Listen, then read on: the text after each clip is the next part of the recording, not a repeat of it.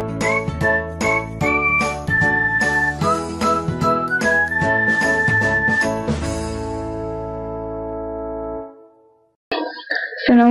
warahmatullahi wabarakatuh.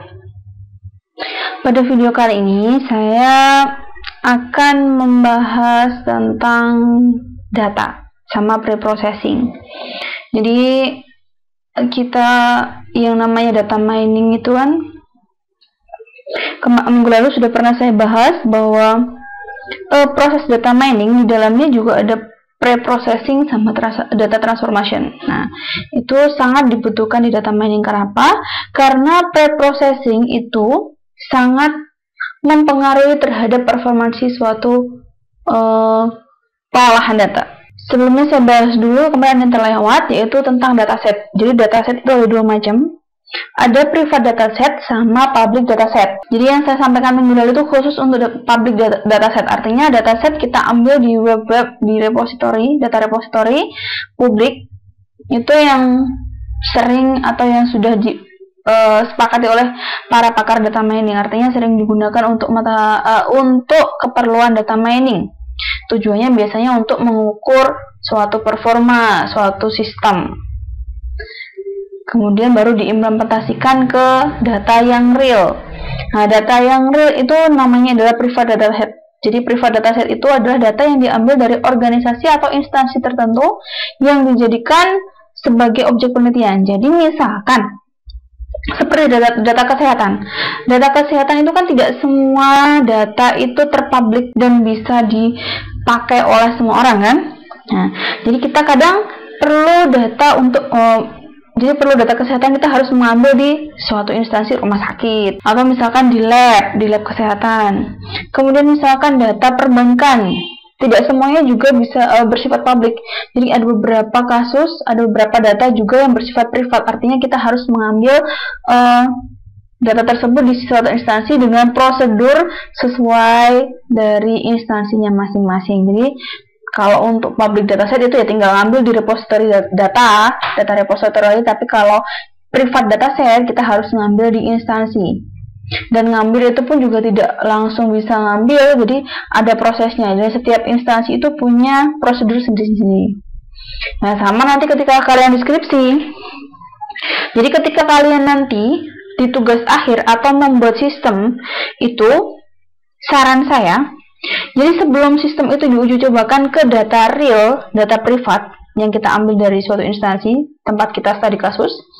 Nah, itu alangkah lebih baiknya kalau misalkan sistem tersebut tadi kita cek dulu dengan menggunakan public dataset. Jadi data yang mirip, misalkan data perbankan, data yang mirip ada di public dataset, ada di repository, data repository. Itu kita cek dulu seberapa bagus sistem kita dengan menggunakan data publik tadi. Baru nanti setelah kita dapatkan performa yang bagus dengan data yang pengujian tadi, biasa disebut dengan dummy, data dummy itu atau benchmark data, ada yang menyebutnya juga seperti itu. Nah, itu baru setelah kita uji dengan data tadi. Kalau performansinya sudah bagus, berarti kita bisa memakai data privat. Paham ya? Nah, selanjutnya, proses data mining. Saya ingatkan lagi sedikit. Jadi proses data mining itu ada data. Data ini ada banyak data. Jadi data ada dari sumber pertama, dari sumber kedua, ketiga, dan seterusnya. Jadi tidak selalu dari satu sumber data itu. Kemudian kita seleksi. Nah, seleksi data ini, data yang kita pilih sesuai data yang kita butuhkan, baru dilakukan pre-processing. Nah, proses pre-processing, baru setelah pre-process siap, data sudah di-pre-process, kemudian ditransformasikan sehingga menjadi suatu data yang sudah tertransformasi, baru bisa masuk ke proses data mining. Jadi ini sebenarnya proses pre-processing ini, proses sebelum masuk data mining itu sebenarnya hampir 80%. Jadi 80% itu diproses, pre-proses.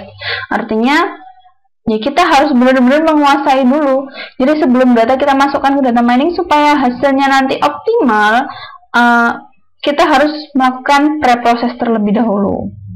Nah, preproses ini juga tidak sembarangan, nanti ya sesuai kebutuhan kita. Nanti akan saya bahas di sini. Saya lanjutkan dulu. Setelah proses data mining, kita temukan pola, kita temukan model, baru kita implementasikan. Setelah itu dievaluasi sehingga kita mendapatkan suatu pengetahuan yang nanti tujuannya pengetahuan itu bisa dimanfaatkan berbagai macam bidang sesuai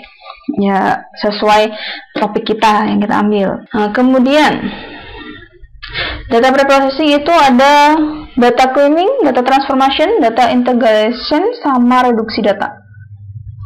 Ada 4 ini. Nah, terus kenapa harus ada persiapan data? Kenapa harus ada data preparation? Ya, kenapa? Karena data yang kita dapat itu tidak selalu data yang bagus. Ada yang data tidak lengkap, ada data yang tidak konsisten, artinya tidak seragam, ada data yang mungkin kurang valid dan sebagainya.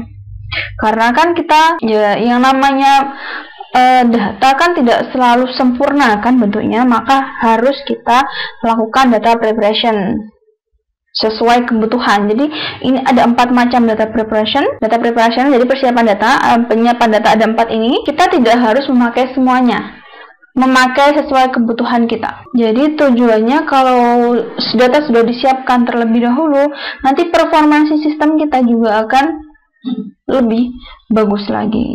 Nah, yang pertama yang saya bahas adalah data cleaning. Jadi data cleaning ini diperlukan sebelum kita menggunakan data dalam proses berikutnya. Jadi ini awal. Jadi setelah data dikumpulkan, dipilih, kemudian kita lakukan data cleaning. Data cleaning itu digunakan ketika yang pertama ada missing value. Jadi ada data yang hilang. Kemudian ada noise data atau outlier biasanya. Yang ketiga adalah format data yang tidak seragam, jadi inconsistent. Kemudian yang keempat adalah kesalahan dalam penulisan atau typo. Nah, yang pertama yang saya bahas adalah missing value. Jadi kalau misalkan dalam data itu ada missing value atau ada data yang hilang, kira-kira yang harus kita lakukan apa ya? Yang pertama yang harus kita lakukan, abaikan tuple. Jadi abaikan khusus data tersebut. Tuple masih ingat kan, baris pada data. Nah, abaikan tuple tersebut. Tapi ini adalah pilihan terakhir. Karena kenapa? Ya kalau misalkan dari 100 data ya, ada data yang hilang kan, setiap data kan banyak atribut ya. Misalkan data pertama yang hilang pada atribut pertama, data kedua yang hilang pada atribut kedua, dan seterusnya. Misalkan dari 100 data yang lengkap hanya 20, nah itu datanya kurang optimal, jadi kurang bagus. Jadi ini adalah pilihan terakhir ketika kita tidak bisa melakukan pilihan yang lain. Kemudian yang kedua, isi atribut kosong secara manual. Nah, jadi kita ngisi sendiri secara manual dengan pastinya dengan pencarian data lagi atau data yang mirip. Kemudian gunakan sebuah konstanta global untuk mengisi atribut kosong. Jadi kita gunakan konstanta global untuk mengisi atribut kosong. Ini bisa misalkan diisi dengan 0 semua boleh, diisi dengan rata-rata atribut sebelumnya juga boleh untuk konstanta global ini. Jadi misalkan diisi 0 atau tak hingga juga tidak apa-apa. Kemudian yang selanjutnya adalah gunakan sebuah nilai tendensi sentral, misalkan rata-rata atau median, untuk mengisi atribut yang kosong. Ya tadi yang saya sebutkan. Jadi misalkan di atribut pertama, misalkan di sebuah data ada contohnya. Misalkan ini. Nah, ini kan ini ada data kosong yang datanya ini datanya kosong kan. Nah, kemudian ini misalkan ini atribut kesekian ya. Misalkan data kosong di sini. Berarti kita cari rata-rata dari semua ini. Rata-rata dia N atau Y. Kalau misalkan rata-rata N, berarti ini kita isi N saja. Sama juga seperti ini. Yang lain kita cari rata-ratanya. Kemudian gunakan yang selanjutnya, gunakan nilai yang paling mungkin untuk mengisi atribut kosong. Nilai yang paling mungkin dapat ditentukan menggunakan regresi atau inferensi. Nah, ini yang paling optimal dari semuanya. Artinya kita menggunakan pendekatan untuk mengisi missing value-nya. Bisa menggunakan Bayesian, decision tree, dan sebagainya. Ataupun regresi ya. Nah, ini yang paling optimal. Jadi kita pakai metode untuk mengisi data missing value-nya supaya hasil yang kita dapatkan juga optimal nanti. Ini adalah contoh data yang missing value. Jadi datanya ada yang tidak ada data yang kosong. Kenapa ini terjadi ya? Macam-macam, karena memang kita tidak mengetahuinya sehingga kita berikan tanda tanya, atau mungkin karena terlewat atau bagaimana. Nah, ini macam-macam alasannya kenapa ada data. Selanjutnya di data repository, ini saya contohkan di UCI Machine Learning Repository. Ya, ini yang paling sering digunakan. UCI, ini sudah ada deskripsi datanya. Jadi kita nanti tinggal sesuai yang kita butuhkan. Jadi misalkan ini data aritmia. Data aritmia ini adalah jenis datanya adalah multivariat. Kemudian atributnya berupa kategori integer, bilangan bulat, sama integer sama bilangan real. Kemudian digunakan untuk klasifikasi. Selanjutnya datanya sebanyak ini, kemudian atributnya sebanyak ini. Missing value-nya, kalau yes berarti ada missing value-nya, kalau no berarti tidak ada missing value-nya. Kemudian areanya itu di kehidupan. Didonasikan datanya ini tanggal 1 bulan 1 1998. Nah, ini deskripsi dari data aritmia. Jadi nanti kalau misalkan kita cari data di UCI, berarti kita tinggal pilih kita mau data klasifikasi atau data apa seperti itu. Nah, selanjutnya yang berikutnya adalah data cleaning untuk noise data. Nah, untuk noise data ini biasanya umumnya itu berupa outlier atau data yang mencil, atau misalkan kalau misalkan kita gambar dalam bentuk diagram, dia hasilnya tidak halus, hasilnya seperti ini. Nah, ini perlu kita perbaiki datanya. Nah, noise adalah error acak atau variasi dalam satu variabel terukur. Beberapa cara untuk mengatasi noise. Yang pertama adalah binning. Kemudian yang kedua adalah regresi, yang ketiga adalah clustering. Oke, saya bahas yang binning dulu.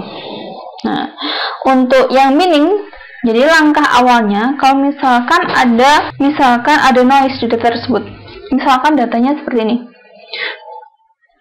80, 100, 150, 200, 250 dan seterusnya. Sebelumnya ini datanya acak misalkan, kemudian kita urutkan. Setelah kita urutkan, kemudian kita membaginya ke dalam wadah atau bin.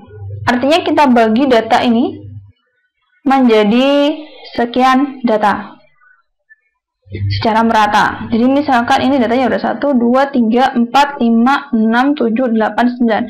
Ada 9 data. Berarti misalkan saya bagi menjadi bin 3 bin atau bin 3 bin. Sehingga urutannya nanti data yang pertama, bin yang pertama 80, 100, 150. Bin yang kedua itu 200, 250, 270. Bin yang ketiga itu 300, 380, kemudian 400. Ini bin 1, bin 2, bin 3. Nah, selanjutnya setelah dibagi menjadi sekian bin, kita haluskan datanya dengan 3 cara. Bisa dengan rata-rata, bisa dengan median, atau batas nilai minimum dan maksimumnya. Nah, contohnya ini tadi kan kita bagi menjadi 3 bin, bin 1, bin 2, bin 3. Bin satunya 80, 100, 150, bin 2-nya 200, 250, 270, bin 3-nya 300, 380, 400. Tadi kan kita bisa pakai rata-rata, median, ataupun batas minimum dan maksimum. Kalau misalkan kita mau pakai rata-rata,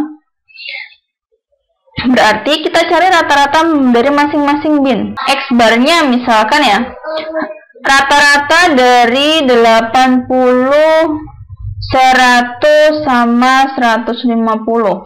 Rata-ratanya berapa ya? Berarti kalau kita jumlahkan hasilnya 330. 330 kita bagi 3. Hasilnya adalah 110. Berarti ini harusnya bin 1 itu sama dengan 110, 110, 110. Kita ganti dengan rata-ratanya. ya. Kemudian untuk yang bin 2 kita cari rata-ratanya. Rata-rata untuk yang bin 2 itu kan 200 ditambah 250 ditambah 270 dibagi sama 3.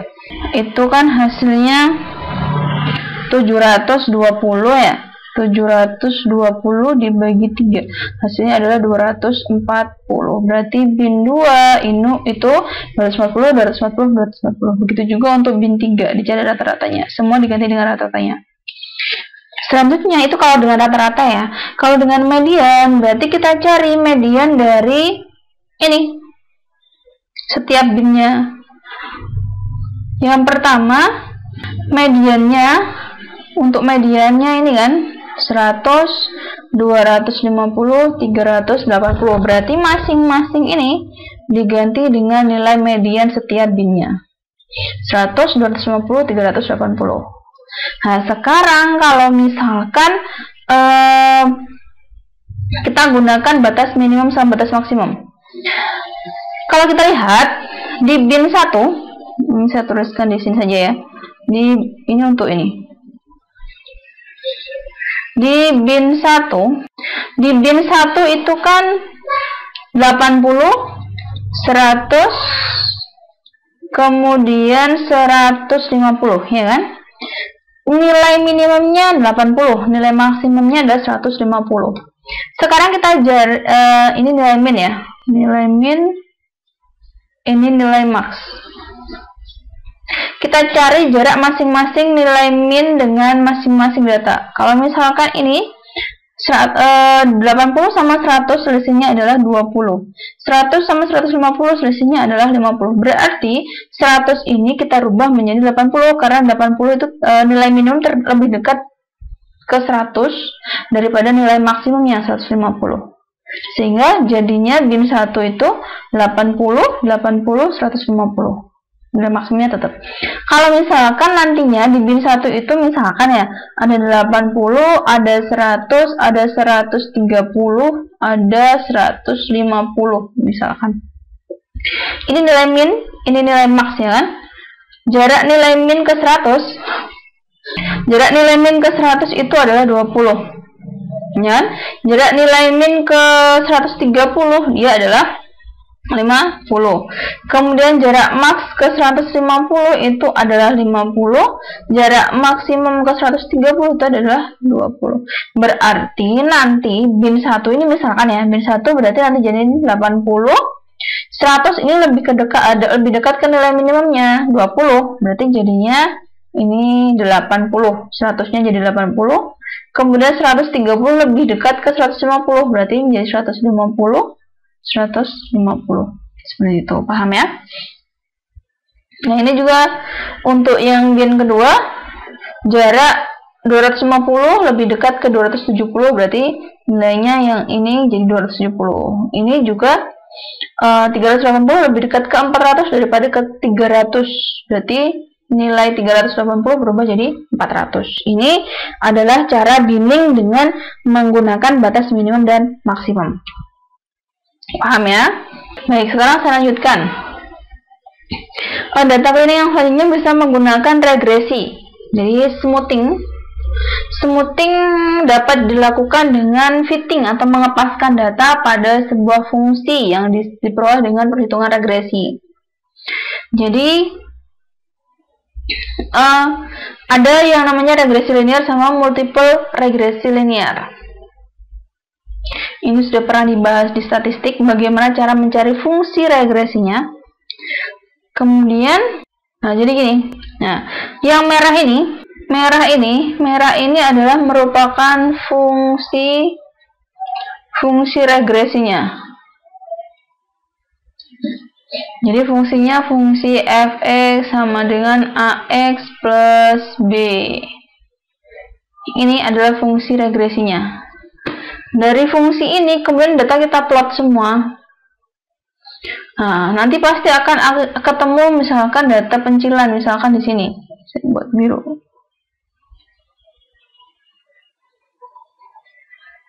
Ternyata ada data di sini, ada data di sini. Nah, ini nanti yang kita ambil untuk cleaning data, yang kita ambil itu hanya yang data yang dekat dengan garis fungsi regresinya. Data yang mencil jauh, atau misalkan kita tentukan jarak yang sekian satuan dari fungsi regresinya, itu yang kita ambil, sisanya kita buang karena itu dianggap sebagai noise, data pencilan. Paham? Jadi nanti di machine learning kan kita mencari polanya. Lah untuk data ini sama ini, data yang mencil ini polanya jauh berbeda dengan data yang ini. Jadi sebenarnya bisa jadi kita masukkan sebagai pengetahuan baru, tapi lebih aman kita buang dahulu untuk preprocessing. Paham ya? Karena ini dianggap sebagai noise, nilai pencilan, outlier. Jadi ini, kemudian ini titik ini 4 ini disebut dengan outlier.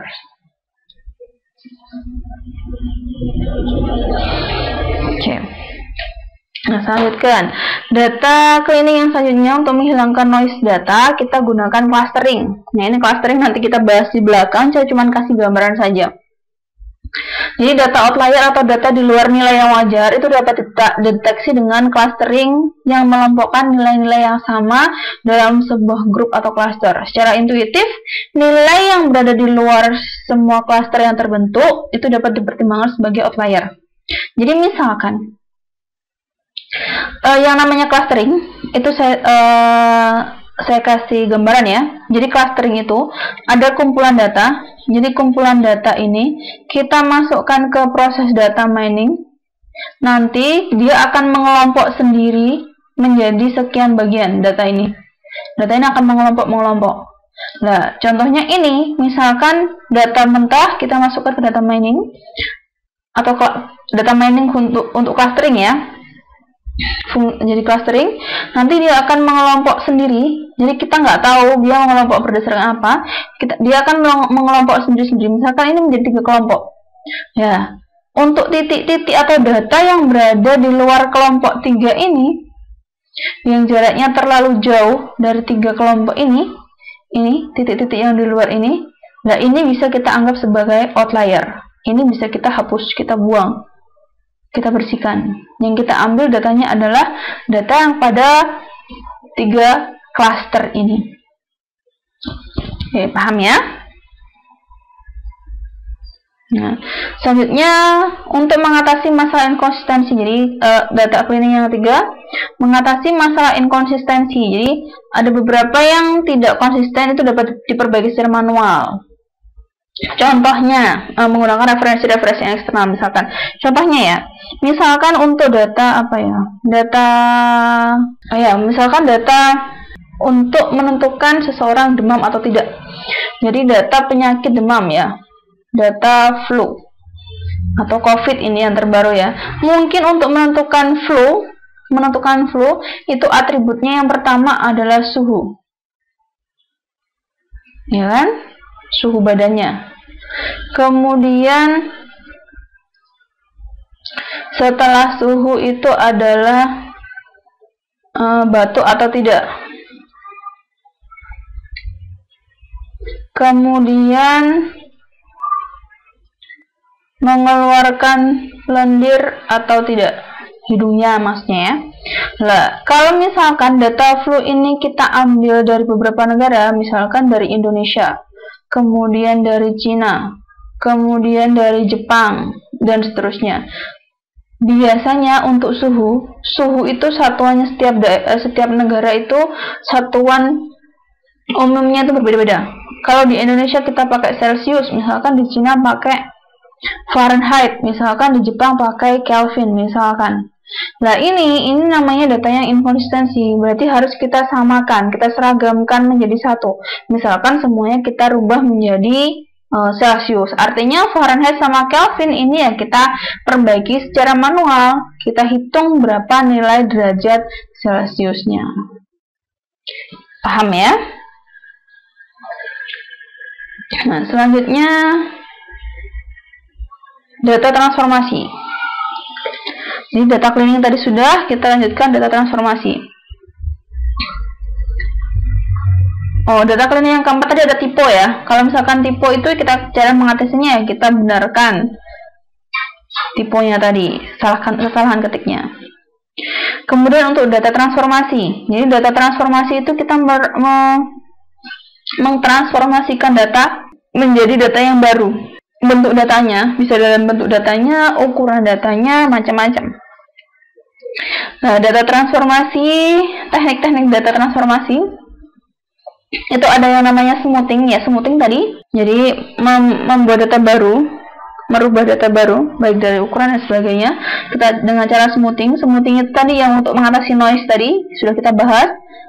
Data cleaning, saya ulangi lagi mungkin ada yang masih lupa. Smoothing tadi, nah ini yang pertama, smoothing kita bisa pakai binning, bisa pakai regresi, bisa pakai clustering. Itu smoothing. Jadi ini tidak perlu kita bahas lagi ya.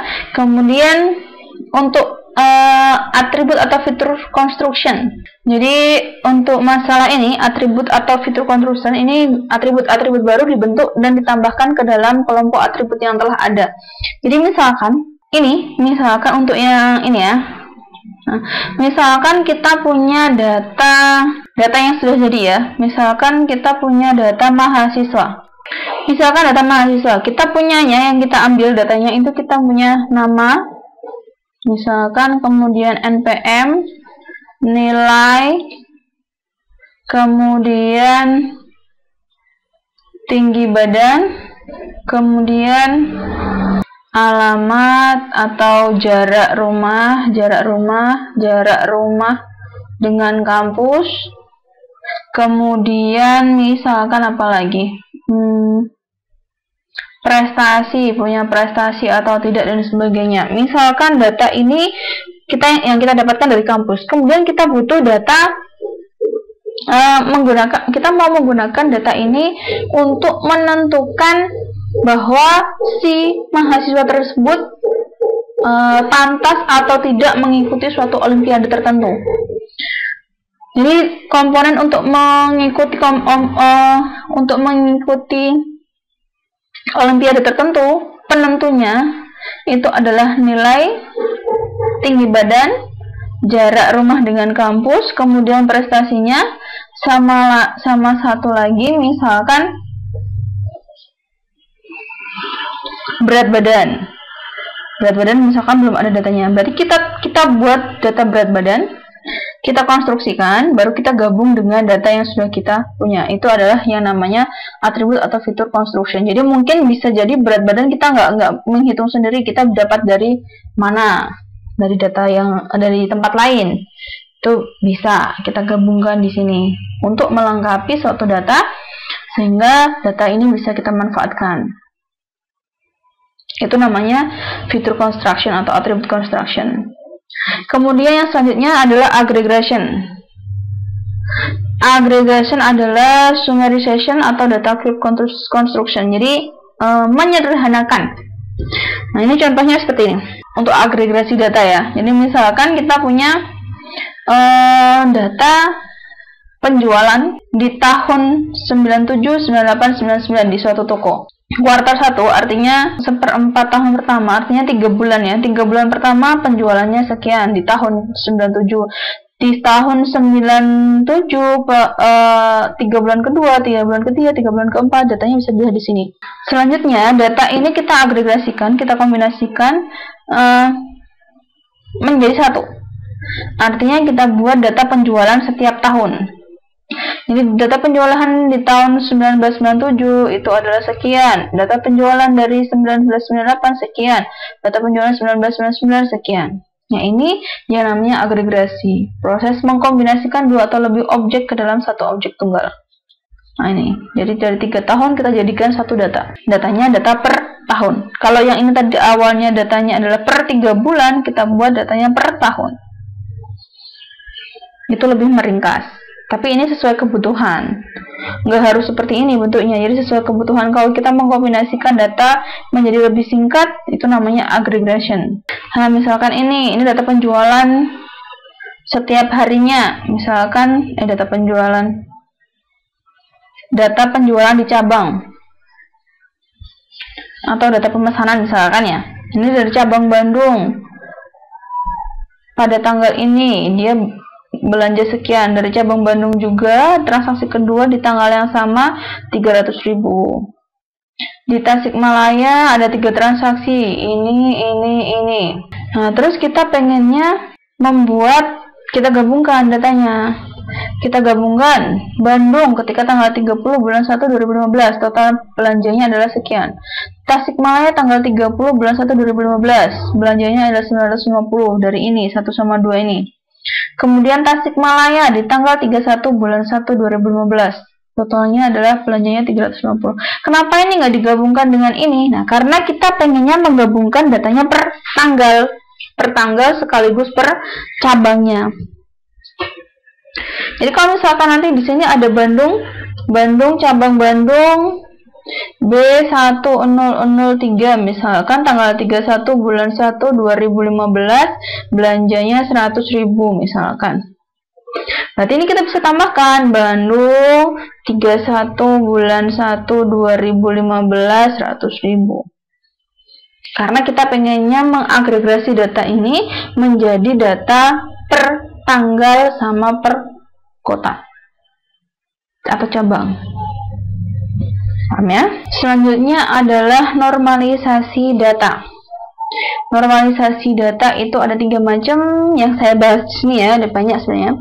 Yang saya bahas ini ada 3 macam. Yang pertama adalah min-max normalization, kemudian z-score, kemudian normalisasi dengan skala desimal.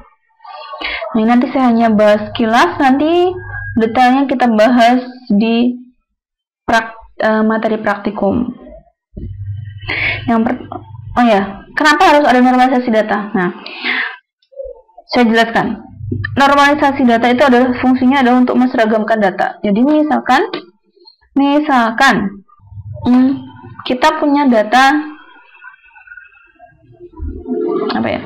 tinggi badan yang mau kita buat, tinggi badan, kemudian data suhu, kemudian data berat badan. Misalkan ini menentukan tingkat kesehatan.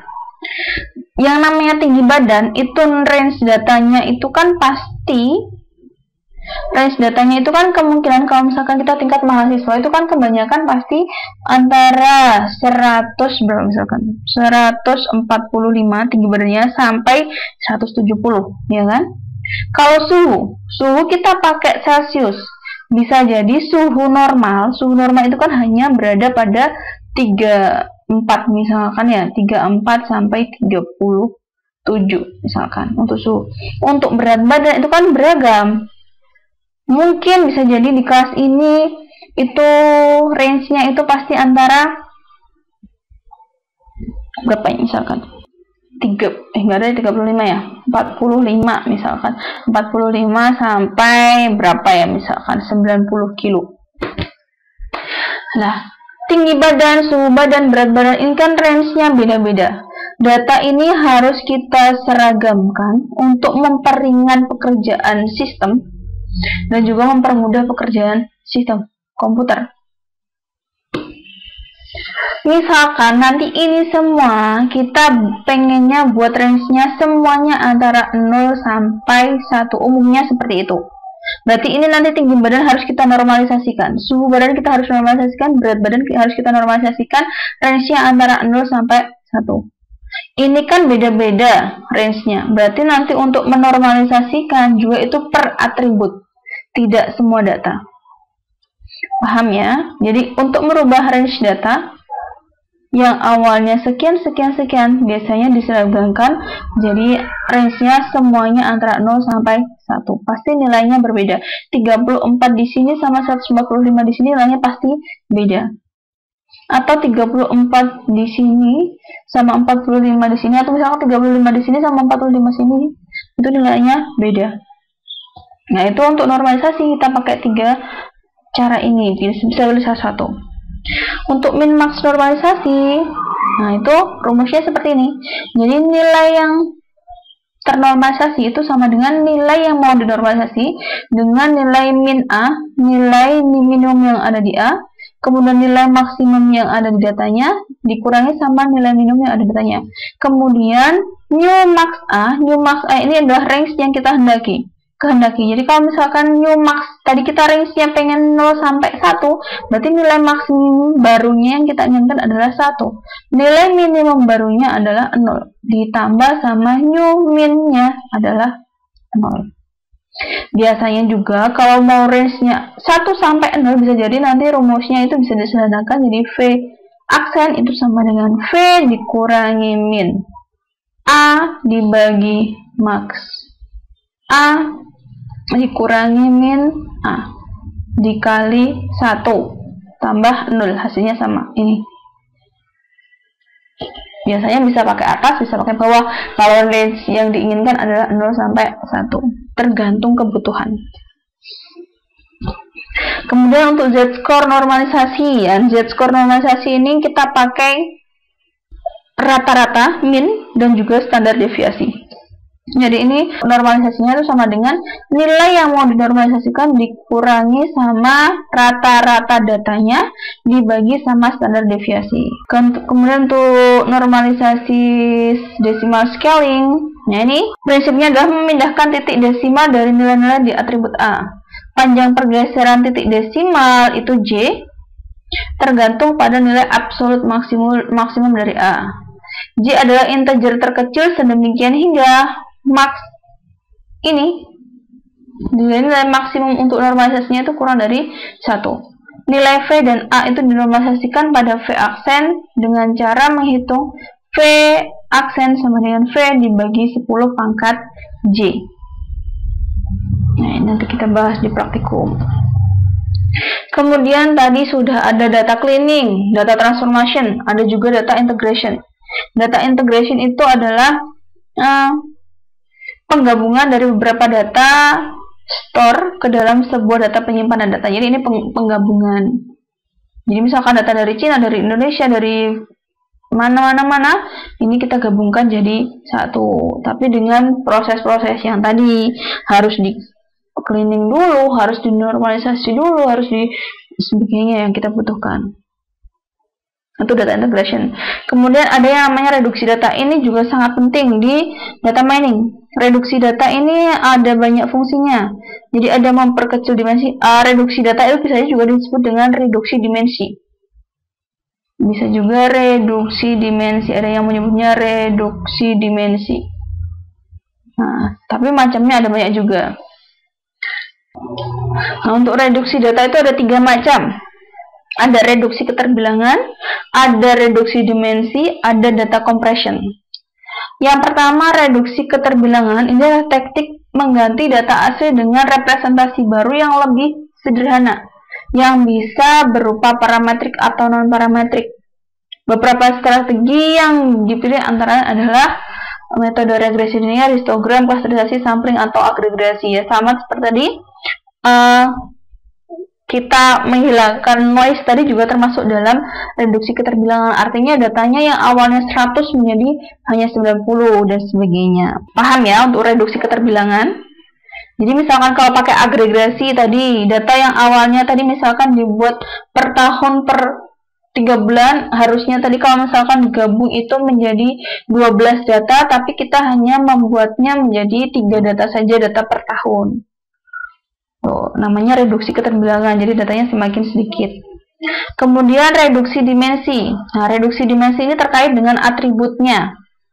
Nah, ini dalam data itu kan tidak semua atribut itu penting bisa digunakan kan, menjadi komponen terpenting kan.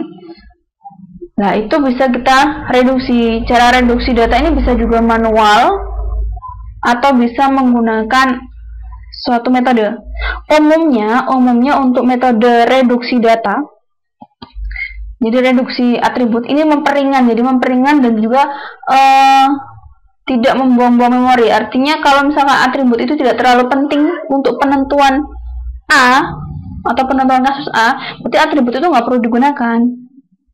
Nah, itu untuk seleksi fitur atau seleksi dimensi atribut atau Reduksi dimensinya itu bisa pakai reduksi manual, seleksi fitur secara manual. Kita pilih yang penting atau yang tidak penting.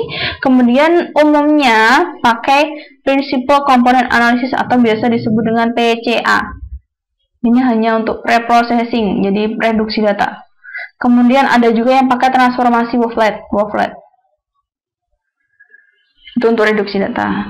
Kemudian untuk paham ya, jadi atributnya nanti akan berkurang ya. Jadi awalnya tadi ada 10 atribut, hanya yang terpenting ternyata cuma 4. Berdasarkan perhitungan kita pakai PCA ataupun transformasi wavelet ataupun secara manual. Itu ternyata hanya 4 yang kita butuhkan. Jadi udah 4 itu yang kita pakai. Nah, kemudian yang selanjutnya adalah data compression. Teknik ini umumnya menggunakan metode-metode transformasi yang bisa berupa lossless. Data asli dapat terrekonstruksi dari data terkompres tanpa kehilangan informasi atau lossy.